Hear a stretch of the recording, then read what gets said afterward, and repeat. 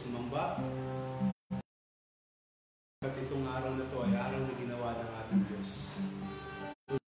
Sa kanyang salita, nahayag na tayo ang lahat ng may nilalang ay magpasalamat at magdiwang na may pasasalamat sapagkat ang ating Diyos ay Diyos may alam ng bukas na nararapat lamang siya nating purihin. Bago tayo pong magpuri sa Panginoon, tayo muna bumasa sa kanyang salita. Ang ating babasahin ay sa Psalms 92, verse 1 hanggang 4. Nasabi sa kanyang salita, "It is good to give thanks to the Lord, to sing praise to your name, O Most High, to declare your steadfast love in the morning, and your faithfulness by night. To the music of the flute and harp, to the melody of the lyre. For you, O Lord, have made me glad. By your works and the works of your hand, I sing for joy." Tayo dumako, magpuri, magpasalamat sa Kanya, umawit, sumamba. Aming Diyos, tunay nga, pinapasalamatan ka namin, dinadakila ka namin, binibigay namin sa iyo lahat ng papuri, ang pasasalamat at pagsasama sa iyo. Sa umagang ito, nawa ang aming puso ay magpakumbaba, turuan mo kami tunay ng papuri at sumamba sa inyo.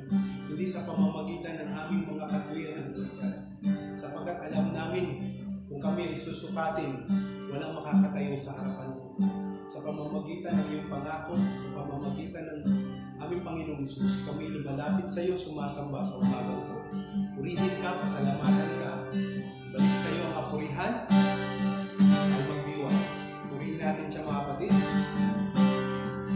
Give thanks unto the Lord, to sing praises to His holy name. Worship the Lord.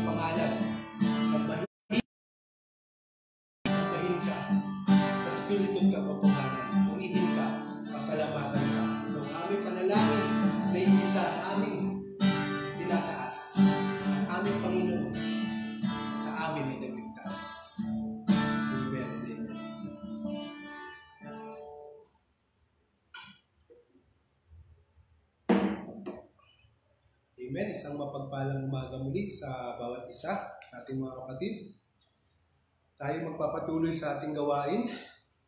Ang ating pinag-uusapan sa buong isang buwan ay ang paghahanap ng tao sa kasiyahan dito sa mundo. Sabi nga, the pursuit of man to happiness. Ang lahat ay gustong maging masaya. Subalit ang kasayahan ay nagiging mailap sa anong kadahilanan sapagkat ng ating pinag-aralan ng mga nakaraang linggo, sapagkat ang tao ay palaging nag-aalala at hindi nagtitiwala sa Diyos. Kaya nga sinasabi, huwag tayong mag-alala, tayo lamang ay magtiwala at hanapin natin ang kaharian ng Diyos at ang kanyang kalooban. At nung nakaraang linggo, tinapik din natin na isang sa dahilan kung bakit ang tao ay hindi nagiging masaya ay sa kadahilan ng hindi nakukontento. Sinasabi nga sa pinag-aralan natin noong nakaraan, kung meron tayo may makakain, kung tayo may mararamit, tayo ay makontento. So pinag-aralan natin noong nakaraan, ano bang ibig sabihin ng pagiging kontento? Ang pagiging kontento ay hindi sa dahilan na wala ka ng plano sa buhay. Ang pagiging kontento ay hindi dahil sa masaya ka na kung anong meron ka at hindi ka na maghahanap buhay. Ang sinasabi sa salita ng Diyos, ang pagiging kontento ay pagpapasalamat sa lahat ng meron ka at huwag nang hanapin pa ang mga bagay na wala ka naman. Upang makatagpo ka ng kasiyahan sa iyong puso, huwag mo ikumpara ang mga bagay na wala ka at sa mga bagay na meron ng iyong kapwa. So ngayon sa pagpapatuloy ang ating pag-aaralan, ganun pa rin mga kapatid, kung ang ating pinag-uusapan dito ay paano ba ang tao ay magiging masaya. Alam mo mga kapatid, bago tayo magsimula, isa sa pinaka gusto ng tao, ang gusto ng lahat ay maging masaya. Kaya sinasabi nga ang pinakadahilan kung bakit hindi natatagpuan ng tao ang kasiyahan ay sapagkat hindi nila alam kung ano ang buhay, kung ano ang purpose, kung ano ba ang purpose ng buhay sa mundo. Kagaya nga nung nakaraan na ilustrasyon ko, ang isang gitara, kung gagamitin mo ito sa purpose na hindi sa purpose na magbigay ng magandang musika at umawit, mawawala ng kabuluhan. Nawa maunawaan natin mga kapatid, ganoon din naman sa tao. Kailangan natin maunawaan ang kalooban ng Diyos. Kaya nga, isa sa dahilan kung bakit hindi nagiging masaya ang tao, sapagkat sa tinuturo ng mundo, sa unang-una pa lang, ano bang tinuturo ng mundo? Sa mundong ito, kung ano ba ang pagpapakahulugan ng pagiging masaya. Sinasabi sa kapaligiran, kapag ikaw ay masaya kapag ikaw ay maraming tinatangkilik, maraming pera, ikaw ay kilala, sikat. So, gagalawin ng tao ang lahat upang sila rin naman ay umalwa ng buhay, upang magkaroon ng kayamanan. Subalit ang problema sa paghahangad ng kayamanan ay nauuwi lamang ng tao sa sarit-saring pasakit sa kalooban, sapagkat nung nalaman niya kahit na anong meron siya ay hindi pa rin sapat, kulang pa rin, sapagkat ang puso ng tao ay hindi mapupuno kung hindi nito matagpuan ang tunay na purpose nito. Kaya nga, pinag-uusapan natin na pag sinasabi ng mundo, sa simula tayong pagkabata, tinuturuan na tayo na dapat tayo ay laging manguna. Sa paaralan o sa anumang paligsahan, dapat tayo ay panalo. So ngayon, sa pagpupursugin natin na tayo laging mauna, lagi natin nakikita na mayroon pang humihigit sa atin.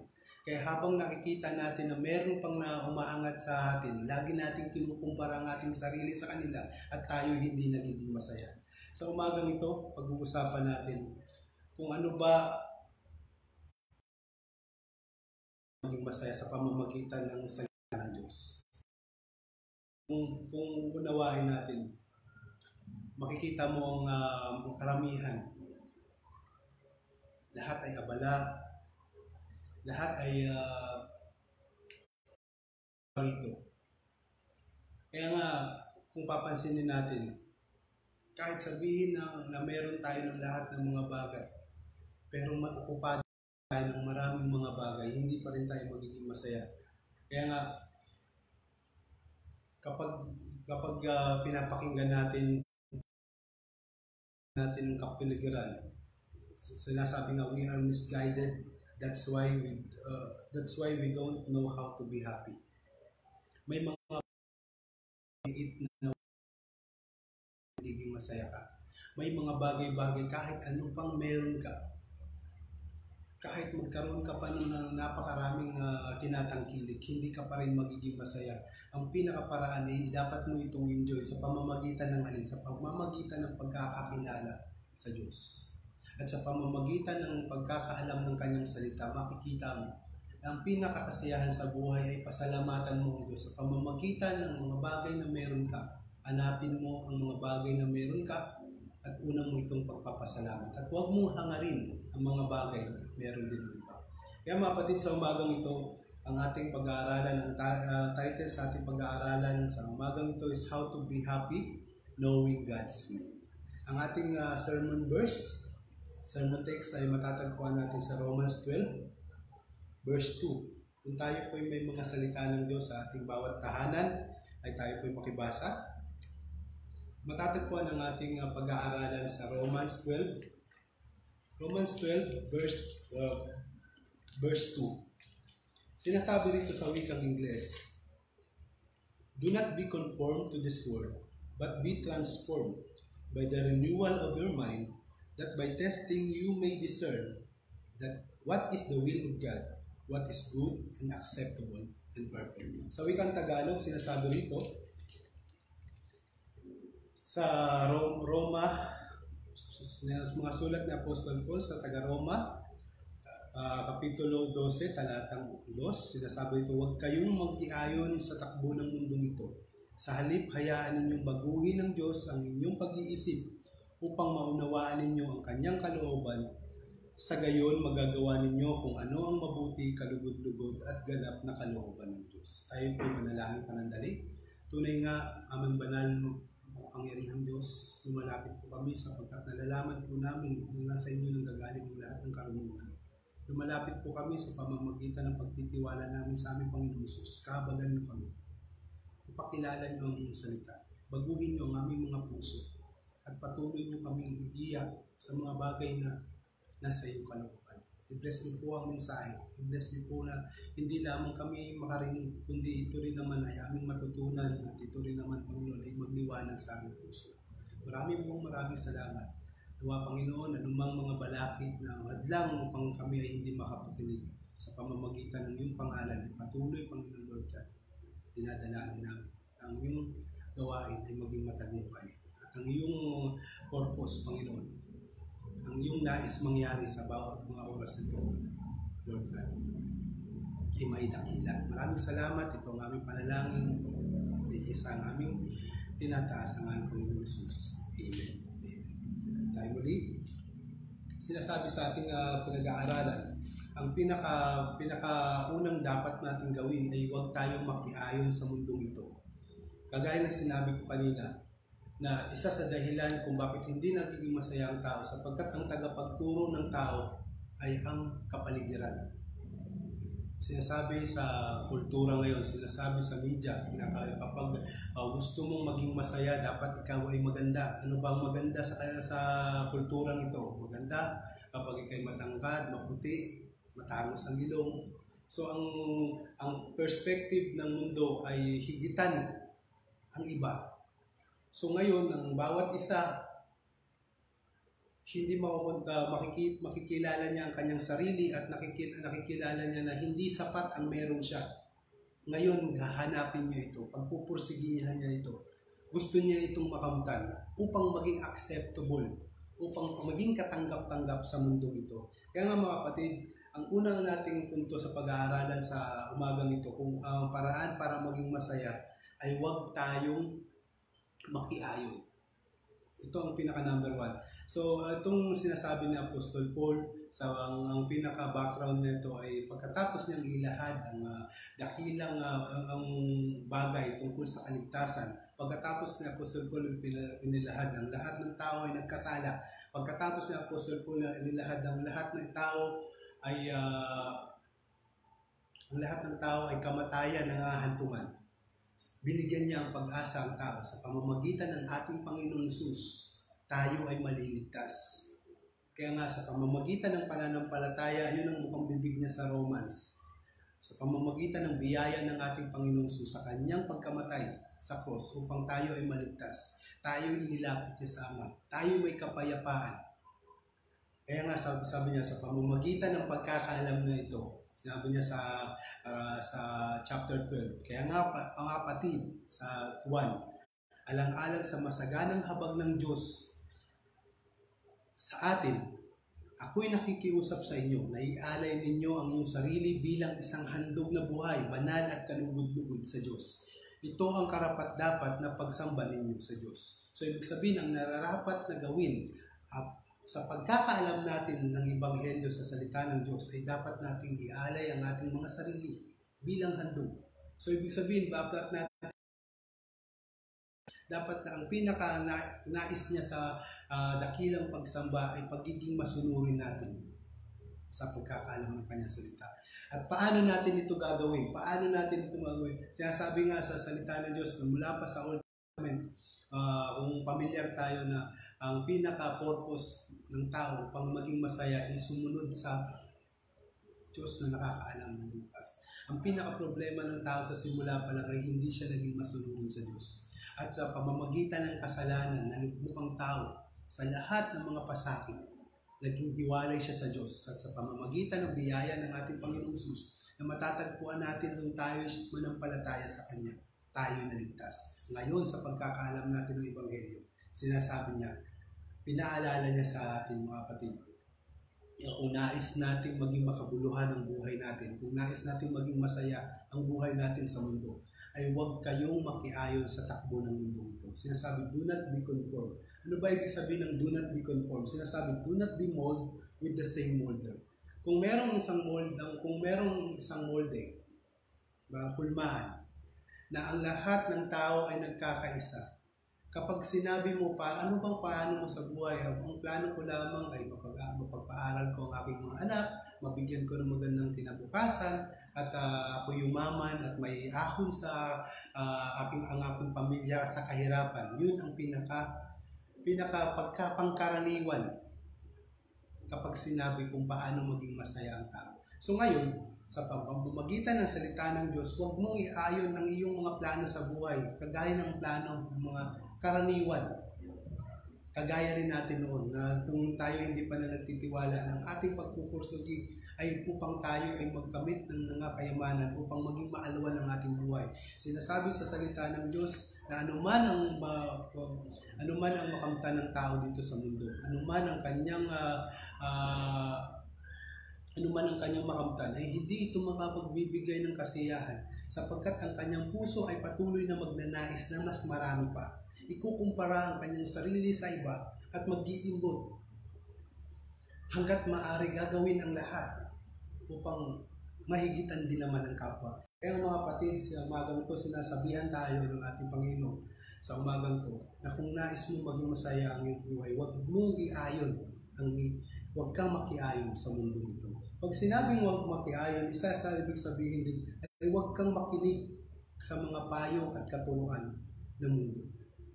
Kaya nga napag-usapan natin nung nakaraan na ang kadalasan sa mga sinasabi ng mundo ay kasalungat ang sinasabi ng salita ng Diyos. Sinasabi kung gusto niyo maging mayaman, sinasabi ng sa mundo ay kayo mag-ipon ng kayamanan. Sinasabi sa salita ng Diyos kung kayo gusto niyo yumaman, kayo ay magbigay. Sapagkat sa pamamagitan ng iyong pagbigay, ikaw ay nag-iimpok ng kayamanan sa langit. Kung sinasabi ng mundo kung gusto niyo ay maging leader, kayo ay umangat sa karamihan.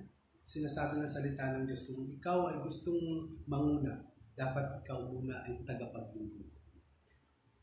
Kabaligtaran. Sinasabi ng mundo, kung gusto mo ay maging masaya, tangkilikin mo ang bagay.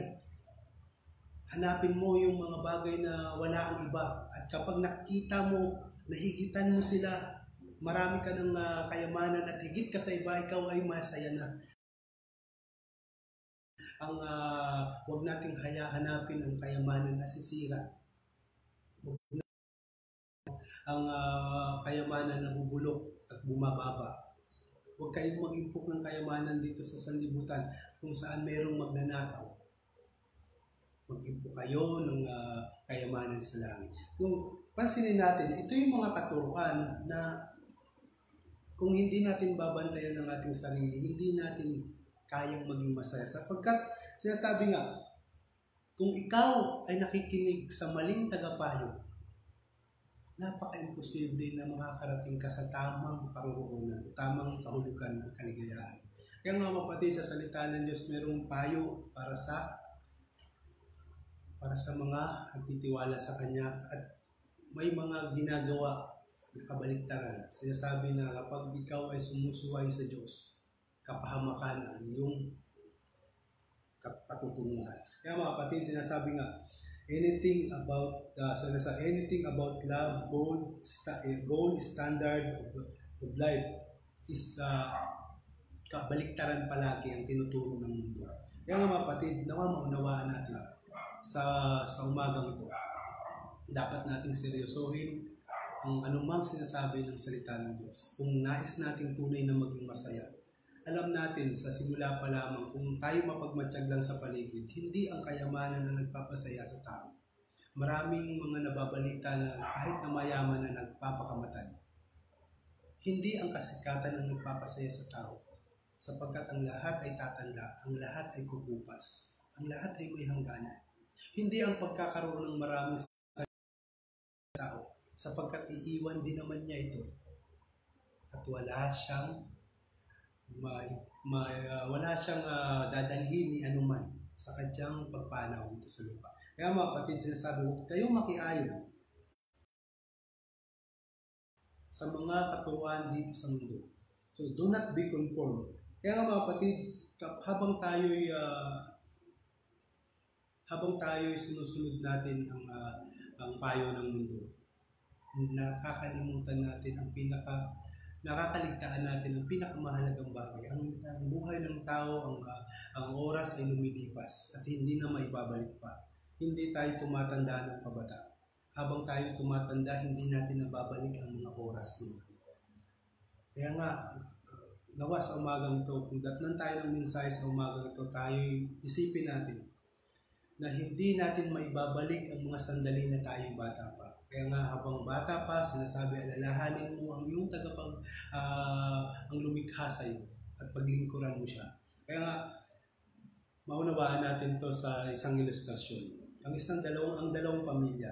Ang isang pamilya, sinasabi na itong pamilya na to ay mahirap sa buhay. Ito namang isang pamilya na to ay sinasabing mayaman sa buhay sapagkat ang kanyang mga anak ay nakapagtapos ng ibang bayan at marami silang mga ari-arian. Subalit kung titingnan mo itong dalawang pamilyang ito, ang pamilya na sinasabing mahirap man, sama-sama sila sa iisang bubong at patuloy nagdadayamayan sila. Lahat sila ay naroon lamang sa paligid, handang tumulong sa bawat isa. Wala man silang salapi o anumang mga bagay, pero nandoon naman ng time nila sa bawat isa sapagkat sila nga ay sinasabi ng mundo ay mahirap. Tingnan naman natin, silipin naman ang mayamang pamilya ng mundo. Nasa kanila na ang lahat ng bagay. Naiiwan ang mga anak ay kanya-kanya ng mga pinupuntahan. At hindi sila makapagsama-sama sa isang pagkainan ng sabay-sabay sapagkat ang lahat ay maraming mga kahabalaan sa buhay. Tingnan natin ang dalawang senaryo ito. Kung alin ang mas masaya. Kung alin ang mas masaya sa pamilyang ito. Kung titingnan natin, mas maiinggit tayo sa mga may pera sapagkat sila na kanila lahat. Pero titingnan natin ang relasyon ng bawat isa. Sa isang mahirap na pamilya, parehas sila sama-sama. Kahit magulang lamang sila at pinagkakasya nila, masaya sila. Nagdadamayan sila sa lahat ng event ng mga buhay, masaya at malungkot, palagi silang kompleto. So ito yung sinasabi mga kapatid, na huwag tayong makiayon sa manumang tinuturo ng mundo ito. Sapagkat kung titingnan natin ang realidad, aanhin mo ang kayamanan kung ang lahat o ang iyong pamilya ay iyong tinalikuran. Maunawaan natin. Sa umagang ito, ang pinakaunang puntos upang tayo maging masaya sa buhay. Unang-una nating dapat nating malaman ang kalooban ng Diyos. Para natin malaman ang kalooban ng Diyos, dapat nating huwag tayong makiayon sa takbo ng mundong ito. Huwag tayong makinig. sa mga payo ng mundo ito. Pangalawa sa dapat nating gawin, be transformed. Pinakapangalawa sa dapat nating gawin, hayaan nating, sinasabi nga sa Tagalog, hayaan ninyong baguhin ng Diyos ang inyong pag-isip upang maunawaan ninyo ang kanyang kalooban. Sinasabing be transformed, hindi ito yung tinatawag na para lang maging mabuti kang tao. To change, hindi lamang ito. Ang to be transformed is more than that.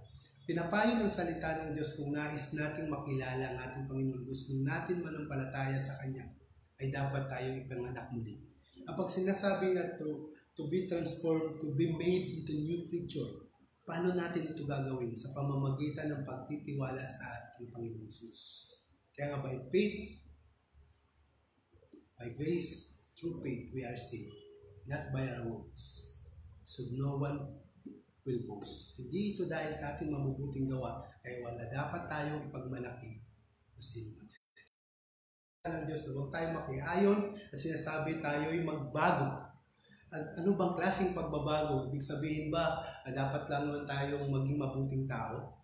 Higit pa dyan ang nais ng Panginoon. Dapat ba tayong maging magbago na? Kung tayo ay para sa ang pagbabago para sa criteria ng mundong ito. Ang pagbabago na binibigay ng relihiyon na gawa ng tao ay pagbabago sa panlabas. Ngunit sinasabi ng Panginoon sa kanyang salita, sinasabi ng Apostol Paul, be transformed is to be made new. Be born again. So ibig sabihin to have faith in Jesus. Sapagkat it takes true faith not to influence by the world and its standard. Sinasabi nga, ito'y kailangan ng pananampalataya at kailangan ng tunay na pagbabago para hindi tayo ma-influensya ng mundo. Bakit? Ang lahat ng binibigyan ng mundo ay paraniwang nais at gusto ng tao. Kumbaga, ang binibenta ng mundo ay gustong-gusto ng tao sapagkat yun ang nais niya. Kung ikaw ay may karoon ng bagong puso at nabago ang puso mo sa pamamagitan ng pagtitiwala sa Panginoon, anumang sabihin ng mundo ay hindi mo na naisin pa. Kaya nga sinasabi, be transformed. Sinasabi, not to be influenced by the world. May kinalaman ito sa huwag kang makiayon. Para hindi ikaw makiayon sa mundo, dapat ikaw hindi lamang physical ang pagbabago, hindi lamang nakikita, kundi ang puso mo ay mabago. Sa pamamagitan ng alin? Sa pamamagitan ng pananampalataya sa ating Panginoon. Alam mo mga kapatid, nung magsimula tayong manampalataya, para bang naging baliktad na ang takbo ng mundo natin. Habang ng mundo ay papunta rito, biruin mo, nung simula ka manampalataya, yung mga kaibigan na dati mong kaibigan, hindi mo na nagiging kaibigan sapagkat iniiwasan ka na nila. Sa aling kadahilanan, sapagkat hindi mo na ginagawa ang mga dati mong ginagawa. Hindi ko sinasabi na kapag tayo ay tunay na naging manampalataya at tunay naging Kristiyano ay hindi na tayo nagkakasala o nagkakamali. Sinasabi ng salita ng Diyos na may pagbabago sa sino mang magtitiwala. Hindi man ito in full details, at least may nakikita na sa pagbabago. Ang nakakalungkot naman sa mga sandali ito, tinitingnan natin ang bawat isa na kailangan mabago na perfecto. Na palagi nating hinahanap ang mga pagkasalanan ng bawat isa at ipupukol natin sa bawat isa at nauubos tayo. Kaya mga kapatid, nawa maunawaan natin sa umagang ito ang pagbabago na sinasabi sa salita ng Diyos ay pagbabago ng puso sa pamamagitan ng pagtitiwala na huwag ka nang ma-impluwensyahan sa mundo ito. Napakahirap gawin. Subalit kung ikaw ay magtitiwala lamang sa Kanya, kahit ang mundo ay paayon, ikaw ay pasalungat. Kahit ikaw na lamang mag-isa, buo ang loob mo. Sapagkat alam mo na ang Diyos ay nasa iyong panig. Kaya nga nawa maunawaan natin na kapag ikaw ay magdesisyon na tunay ng maglingkod sa Diyos, ang dati mong mga kaibigan ay hindi ka na ituturing na kaibigan. Sapagkat ang kanilang mga ginagawa ay hindi mo na kayang gawin. Kapag hindi mo na ginagawa ang kanilang ginagawa, hindi ka na mapapabilang sa kanila. Lalayuan ka na nila. Subalit mga kapatid, sa pamamagitan nito, magkakaroon tayo ng tunay na kasiyahan. Ang hanap ng bawat tao sa mundong ito ay upang sila ay maging karapat-dapat. Makiayon sila sa mundo upang maging nila ang approval. Maging nila yung marami silang mga makakasama. So, tunay na magtiwala sa Panginoon, ang dati mong mga kaibigan, ang dati mong mga hindi mo na magiging kaibigan sapagkat magkaiba na kayo ng hilig. Anong meron sa tao ito? Bakit biglang nabago? Iyon ang sinasabi ng salita ng Diyos. Ngunit ang pagbabagong ito ay hindi naman pala talaga kumpleto. Subalit sa pamamagitan ng biyaya at pagpapatuloy natin sa pagtitiwala sa Kanya, pasasaan ba? Sinasabi nga, kung gusto mong makarating sa paroroonan mo, dapat ka lamang humakbang ng isang hakbang. Pagkatapos nun, kahit gaano ka man kabagal, basta nagpapatuloy ka lamang sa paghakbang. At huwag mong sabihin ng mga sinasabi ng mga tao, i-down ka man nila, huwag mong isipin. Ikaw at ang Diyos ang nakakaalam. Pagpatuloy ka lamang. Ayun ang sinasabi ng salita ng Diyos na be transformed. Pangatlo sa mga bagay na dapat nating matutunan upang tayo maging masaya. We have to renew our mind. Takes faith to renew our mind. Kaya nga sinasabi, ang mga dati mong ginagawa ay hindi mo na nanaisin. Bakit? Hindi dahil gusto mo lamang ipakilala sa iba na magbago ka na. Ang sinasabing be transformed dito ay sa kabila ng mga bagay-bagay na hindi mo na ninanais ang mga dati mong ginagawa. Hindi dahil sa kompleto na ito, kundi may nabago sa puso mo at alam mo ang Diyos ang may gawa nito. At magpapatuloy ka sa pag-ibig sa salita ng Diyos. Dati ayaw mo nang pinapangaralan ka. Ayaw mo nang pinagsasabihan ka. Ngayon gusto mo nang makinig sa salita ng Diyos. Kahit nasasaktan ka, patuloy ka pa rin. Sa pakakaalam ng katotohanan, may ililigtas ang iyong kaluluwa. At sa pagbibigay din naman ng katotohanan sa iba, maliligtas din ang kapwa. Kaya sinasabi, sa pinapangatlo nating puntos, by the renewal of your mind. Sinasabi rito, do not be conformed, but be transformed by the renewal of your mind. So, ibig sabihin, napakahirap na itong ating gagawin. Kasi, ka maging makontento, sinasabi ng salita, paano mo gagawin makontento? Gusto mo nga yumaman. So ngayon, ito ang dapat mong gawin. Dapat ikaw ay mabago. Ang puso mo mismo ay mabago sa pamamagitan ng pagtitiwala sa Kanya at sa pagmamagitan ng Kanyang salita. Kaya nga, renewal of your mind. Sinasabi, for your mind to be renewed is, you have to renew your mind to the Word of God. Kaya mga kapatid, unawaan natin, bakit mind? Kasi sa ating pag-iisip, nagsisimula ang lahat. Kung paano tayo mag-isip, tayo nagiging ganun. Kaya nga, unawaan natin, ang impluwensya ng ating iniisip, tayo magiging ganun. Kaya mga kapatid, kapag may pangarap ang isang bata na maging halimbawa, maging isang pulis, kaya siya nagiging pulis sapagkat sa simula ng kanyang pagkabata, ang kanyang focus ng kanyang pag-iisip ay siya'y magiging pulis. At sa pamamagitan ng kanyang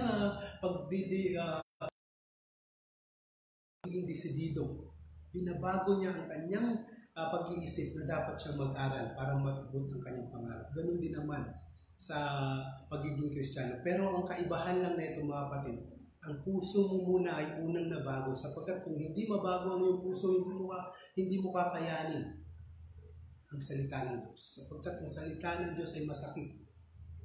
Nakakasugat. Ang salita ng Diyos ay dalawang talim. Tabak na dalawang talim.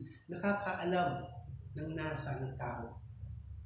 Maabot sa kaibuturan ng puso natin. Kaya nga sinasabi, our mind, if we want to be everything right,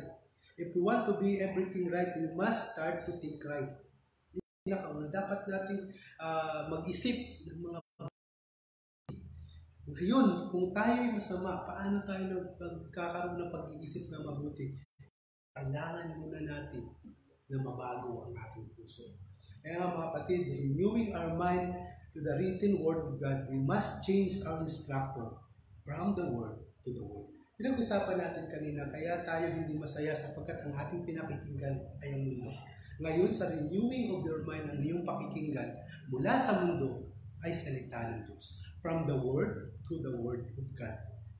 By knowing God's word and His promises, His love, you will going to start being happy. Everything will follow. Kaya nga magnalaman mo sa salita ng Diyos na hindi naman pala ang kahulugan ng buhay ay magpayaman, kundi malaman mo lamang ang pangako ng Diyos at magtiwala ka sa Kanya. Doon magsisimula ang tunay na pagiging masaya. Nawa maunawaan natin. Sabi nga, isa sa pinaka-ibig sabihin pa ng renewal of your mind by meditating God's word day and night. Loving God's word. Loving God. Kaya napaka-imposible na itong renewal of mind kung hindi muna tayo unang nakatanggap ng pagbabago sa Kanya. Kaya nga mga kapatid, paano ba natin malaman? Kaya nga pag binanggit natin dito, ang pinaka-title natin sa umaga nito ay How to be Happy, Know God's Will. Para malaman natin ang kalooban ng Diyos sa ating mga buhay, dapat unang-una natin gawin ay huwag tayo makihayin sa mundo. At pangalawa natin ay magbago tayo, hindi sa pagbabagong panlabas, kundi sa pananampalataya sa ating Panginoong Hesus tayo ipapanganak na muli. At sa pamamagitan ng alin? Sa pamamagitan ng salita ng Diyos. Pakikinggan natin ang salita ng Diyos. We must renew our mind. We must change instruction. Magpapalit tayo ng tagapagturo. Kung dati ang lagi natin sinusunod ay yung mga karamihan sa mga gusto ng tao sa ating pananamit, ano bang uso ngayon? Ngayon hindi ka na nakapaloob doon. Kung ano ang mayroon ka, damit, kahit sabihin na yan ay lakos o hindi ka na nakapaloob doon. Kutsain ka man ng mundo, ang baduy mo pumorma, o kutsain ka man ng wala kang pakialam. Kasi yung pinaparangalan ay hindi ang iyong kapwa, kundi ang Diyos sa bawat buhay mo dito. Kaya nga maunawaan natin. Sa pamamagitan ng pagre-renew natin sa ating puso, sa pamamagitan ng pakikinig natin sa salita ng Diyos araw-araw, at patuloy na pakikinig sa malalaman natin ang Kanyang pangako, malalaman natin ang Kanyang pag-ibig sa atin, malalaman niya sa ang mga payo niya kung paano tayo maging masaya. At sa pamamagitan nito, tayo tunay na magiging masaya. Kaya nga, ano ba yung mga will ng ating Diyos? Malalaman natin sa salita ng Diyos na ang pinakamahalaga sa buhay ay manampalataya tayo sa Panginoon, sapagkat sa pamamagitan ng pananampalataya niya magkakaroon tayo ng buhay na walang hanggan. Sapagkat alam natin na ang lahat ng buhay ng tao ay may hangganan. Pagkatapos ng buhay na ito, saan tayo paroroon? Kaya malaman natin ang salita ng Diyos at sinabi niya ang kalooban ng Diyos ay panampalataya tayo sa ating Panginoong Hesus. Nalaman din natin sa salita ng Diyos na ang ating hanapin ay ang Kanyang kaharian. Unahin natin ang Kanyang kaharian. So, ibig sabihin, kung wala man tayo ng mga bagay-bagay na tinatangkilik na mundo, patuloy tayo magiging masaya. Sapagkat alam natin ang pinaka-importante, hanapin muna ang Kanyang salita, ang Kanyang kaharian. Yun ang pinaka-importante sa lahat. At ang lahat ng mga bagay na nais mo at mga kapangangailangan mo ay pawang idadagdag lamang sa iyo. At sinasabi rin sa salita ng Diyos na huwag tayong mag-alala, kundi manampalataya sa Kanya. Sinasabi din sa salita ng Diyos, ang will ng ating Diyos sa bawat isa sa atin ay magpasalamat sa lahat ng bagay. In everything, give thanks. In every situation, give thanks. So sa pagkakaalam mo ng salita ng Diyos, sumaya ang iyong puso at sapagkat sinasabi niya sa kanyang salita na hindi lamang sa mga kasaganaan ay dapat tayo magpasalamat. Kahit sa mga bagay-bagay na dumadanas tayo ng hirap ay tayo magpasalamat sapagkat tinuturuan niya tayo manampalataya sa Kanya. At sinasabi niya, naisin natin makaalam din ng iba ng ibang sa pamamagitan ng ating buhay, makikilala ng tao na kahit tingin man sa atin ay walang sinabi sa buhay, walang pera, walang anuman bagay, subalit sa pagkakaroon ng ating Panginoon sa pagkakaroon ng relasyon sa ating Diyos, wala man tayong mga bagay na tinatangkilik ng mundo, tayo ay parang meron ng lahat ng bagay, sapagkat alam natin na sa pagkatapos ng buhay na ito, alam natin ang pangako ng Diyos ay hindi niya kayang hindi tuparin. At sinasabi niya sa lahat ng magtitiwala sa Kanya ay makakasama niya habang buhay. At sa mga hindi magtitiwala sa Kanya at hindi susunod sa Kanya, dagat-dagatang apoy ang hahantungan. Mga kapatid, mapalad ang tao na ang kanyang Diyos ay ang ating Panginoon. Sapagkat ang mundo man ay maparang, ang lahat ng mga pinalayas na nasa ng mundong ito ay masisira. Subalit, ang sino mang nananampalataya at sumusunod sa kalooban ng Diyos ay mananatili magpakailanman. Ito ang pinakatunay na kasiyahan ng isang tao kung dapat lamang niya malaman na ang buhay ay hindi buhay sapagkat may hangganan. Ang tunay na buhay ay makilala natin ang ating Panginoon Jesus na siya ang ating tagapagligtas. At sa pamamagitan ng pagkakakilala sa Kanya, huwag tayong makiayos sa mundo at tayo'y tunay nga na mababago sa pamamagitan ng pakikinig ng salita ng Diyos. Yun lamang mga kapatid, God bless po. At bago tayo magtapos, patuloy lamang tayo sa pakikinig. Nawa sa umagang ito ay nasa maayos tayong kalagayan at sinasabi ko nga, walang makakahadlang sa pagbabahagi ng salita ng Diyos. Ano man ang mangyari. Sinasabi, kahit ang mundo, kahit ang karamihan ay magiging abala at hindi na magpasalamat, tayo patuloy na magpupuri sa Kanya. Alam natin ang mga nangyayari sa mundo ay hindi natin alam. Hindi natin alam sa mga susunod na araw ng bukas kung ano ba ang mangyayari. Pero sa sino mang nagtitiwala sa Diyos ay panatag ang Kanyang kalooban sapagkat ang nangako sa Kanya ay hindi tao, hindi ang Diyos. Na sa anumang paraan ay hindi niya tayo pababayaan at sa anumang paraan hindi tayo niya iiwan. Kaya mga kapatid, magpatuloy lamang tayo at patuloy natin suportahan ang gawain at patuloy natin suportahan ang pananalangin kada Miyerkules ng gabi through social media, through Google Meet, Zoom, or anything na makakapag-usap tayo, makakapag-fellowship tayo upang tayo magpanalanginan. At patuloy tayo sa hapon, mayroon tayong pag-aaral ng salita ng Diyos. Patuloy tayo sa pag-equip sapagkat alam natin na ang panahon ay nalalapit na. Patuloy tayong magpalakasan. Ipanalangin natin ang bawat isa. Patuloy tayo sa pananampalataya sa Panginoon. Tayo manalangin bago tayo magtapos. Tunay nga, Diyos na makapangyarihan sa lahat. Maraming salamat sa iyong salita na nagpapaalala sa amin na kung nais namin magtuloy nga na maging masaya sa buhay na ito, ay dapat kami huwag makiayon sa sinasabi ng iba sa mundong ito. Huwag namin asamin ang mga bagay-bagay sa mundong ito, kundi kami magbago ng pag-iisip. At sa pamamagitan nito ay makikilala namin ang kalooban mo sa bawat isa sa amin. Ang isa sa dahilan kung bakit kami tunay na maging masaya sapagkat nakikilala namin ang aming Diyos. At tunay nga na nanangako na sino man na magtitiwala sa Kanya ay makakasama namin kayo habang buhay. Tunay nga, maraming salamat. Ipanalangin po namin ang aming mga kalagayan ngayon. Hindi man kami pisikal na nagkakatipon, patuloy pa rin, Panginoon, ng aming mga puso ay patuloy mong palakasin na magkaisa kami. Higit pa sa mga nangyayari ng nakaraan. At magpatuloy kami na huwag namin ibaling ang aming mga atensyon sa mga bagay-bagay na umaagaw ng aming mga oras, Lord God. Patawarin mo ang bawat isa at patuloy mo kaming kahabagan.